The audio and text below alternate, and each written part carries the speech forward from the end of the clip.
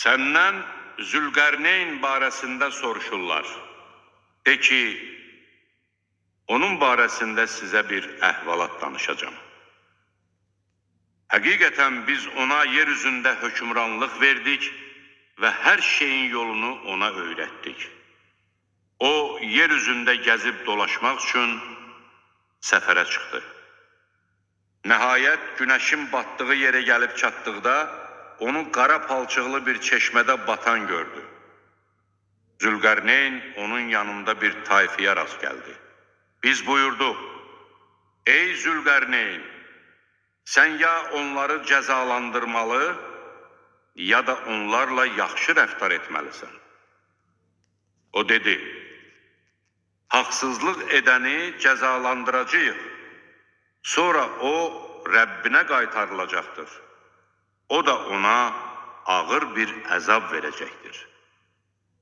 İman gətirib yaxşı iş görən kimsəyə isə ən gözəl mükafat veriləcəkdir. Biz ona əmrimizdən asan olanı buyuracağıq. Sonra o yoluna davam etdi.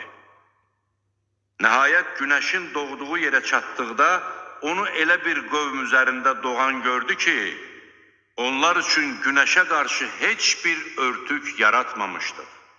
Bax belə, biz onun başına gələnlərin hamısından xəbərdarıq. Sonra o yenə yoluna davam etdi. Nəhayət iki dağ arasına gəlib çatdıqda, onların ön tərəfində az qala söz anlamayan bir tayfiyə rast gəldi.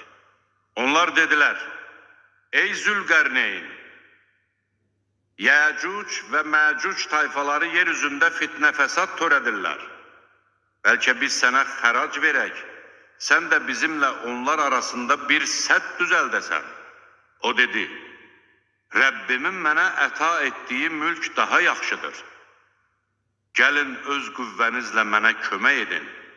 Mən də sizinlə onlar arasında möhkəm bir sədd çəkim. Mənə dəmir parçaları gətirin. Nəhayət dağın iki yamacı arasını dəmir parçaları ilə doldurduqda, körükləyin dedi. Dəmir közərən kimi, gətirin mənə onun üstünə ərmiş mis töküm dedi. Yəcuc və Məcuc tayfaları nə səddin üstünə çıxa bildilər, nə də onu dəlib keçə bildilər. Zülqərneyn dedi, bu Rəbbimdən olan bir mərhəmətdir. Rəbbimin vədi gəldikdə isə onu yerlə yeksan edəcəkdir. Rəbbimin vədi həqiqətdir. O gün Yəcuc və Məcuc tayfalarını axışıb bir-birinə qarışmış halda buraxarıq. Sur üfürülən kimi məxluqatın hamısını bir yerə toplayarıq. O gün biz cəhənnəmi kafirlərə aşkar göstərərik. O kəslərə ki, gözlərinə məni anmamaq üçün pərdə çəkmişdilər. Özləri də eşidə bilmirdilər. Olmaya kafirlər məni qoyub, qullarımı özlərinə dost tutacaqlarını güman edirdilər. Həqiqətən biz cəhənnəmi kafirlər üçün mənzil hazırlamışıq. De ki, sizə əməlləri baxımından ən çox ziyana uğrayanlar barəsində xəbər verimmi?